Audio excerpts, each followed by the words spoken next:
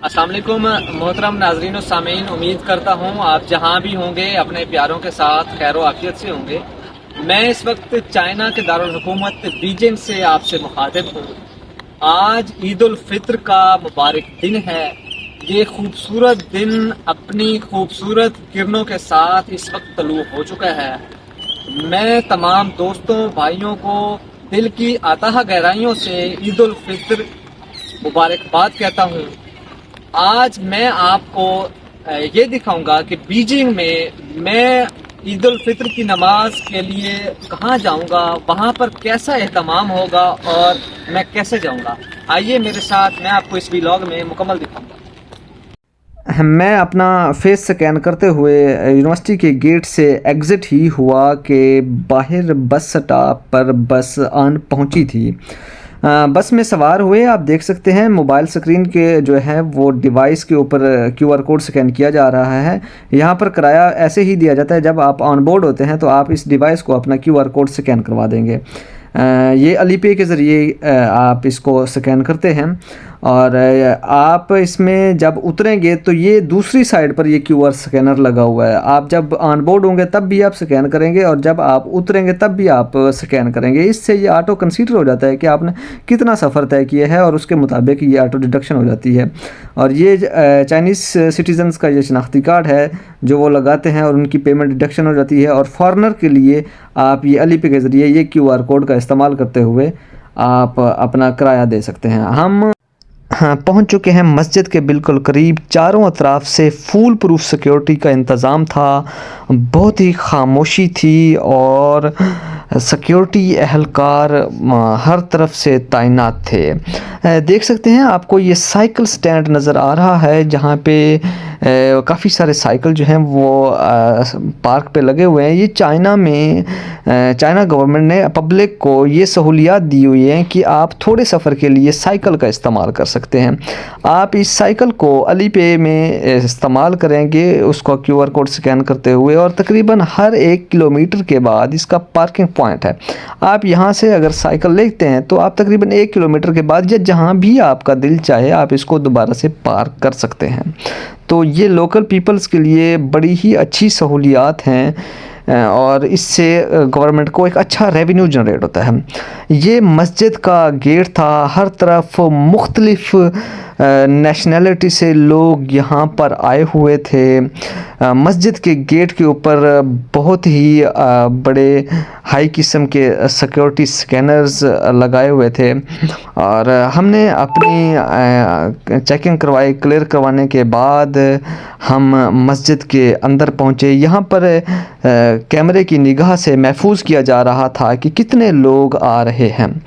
ये entrance point था और आप देख सकते हैं कि सामने आपको ये क्यूआर कोड भाई स्कैन कर रहे हैं। ये सदका या खैरात देने के लिए आप यहाँ पे अली पे एक साइड पे लगा है और दूसरे ग्रीन कलर का ये वी चैट है।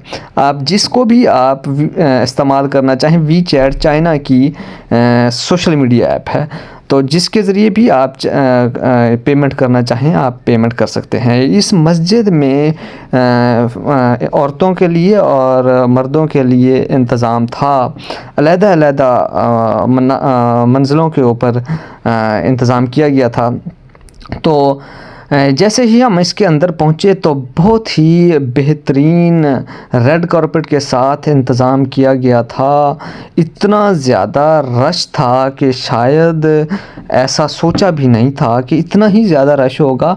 और ये तकरीबन नमाज जो है वो 9 बजे के करीब होनी थी और मैं इस वक्त जब पहुंचा तो उस वक्त तकरीबन वक्त 7:30 का था। ये सुबह 7:30 का था और 7:30 बजे मस्जिद खचाखच भरी हुई थी।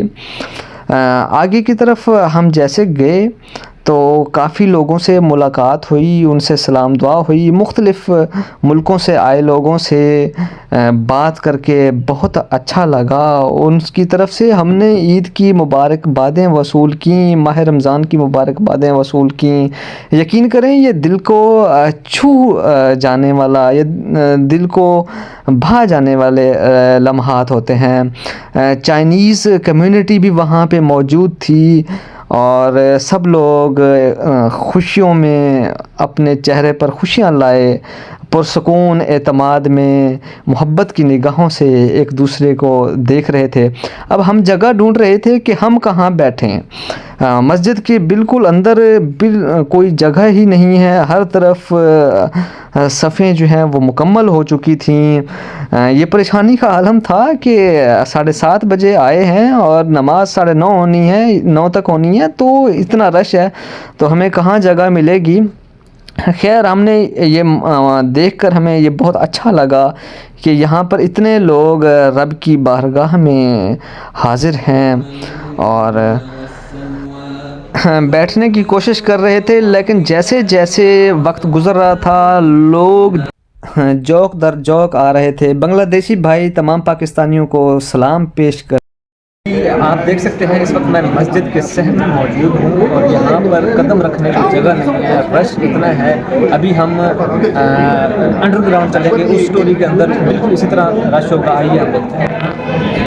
हम बारिश भी हो रही थी और जगह भी नहीं थी। खैर हम पहुँचे अंडरग्राउंड स्टोरी में और यहाँ पर जैसे ही नज़र पड़ी तो काफ़ी जगह खाली हुई। खैर दिल कुछ सुकून में आया और फ़ौरन से हमने जगह ली और बैठ के वहाँ पर चाइनीज़ लोगों के साथ सलाम दुआ हुई, उनके साथ कुछ बातें हुई और अल्लाह का ज़िक्र किया, नमाज अदा की।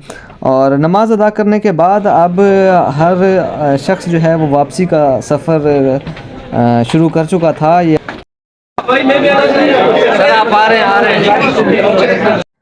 दोस्तों का यूं पुरतपाक अंदाज से मुबारकबाद देना दिल को मोह रहा था। हर तरफ से दोस्त अहबाब मुबारकबादें दे रहे थे। गेट के बिल्कुल बाहर सिक्योरिटी जो है वो हमा वक्त मूव कर रही थी और साथ चाइनीज़ कम्युनिटी की मैनेजमेंट ने खाने का इंतज़ाम किया हुआ था। यहाँ पर प्रॉपर खाने का बंदोबस्त था। जिस हमने भी अपना खाना लिया और साइड पे हो लिए। इंतज़ार था कि कुछ दोस्त आ जाएं और साथ इकट्ठे हम ये वक्त गुजार लें। बारिश की बूंदें टिप टिप कर रही थीं और ये मौसम हम दोस्तों के साथ ही लुत्फ़अंदोज़ करना चाह रहे थे।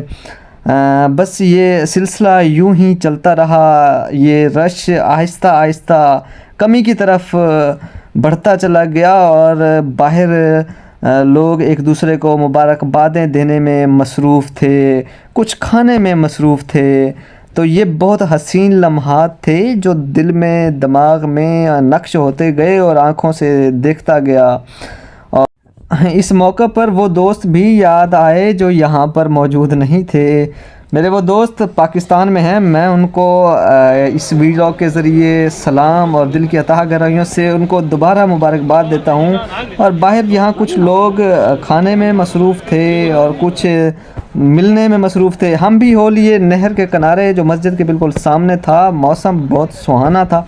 हमने यहाँ बैठ के खाना खाया और दोस्तों के साथ गपशप की और सोचा कि अब वापसी का सफ़र शुरू किया जाए और कुछ ही देर में वापस पहुँच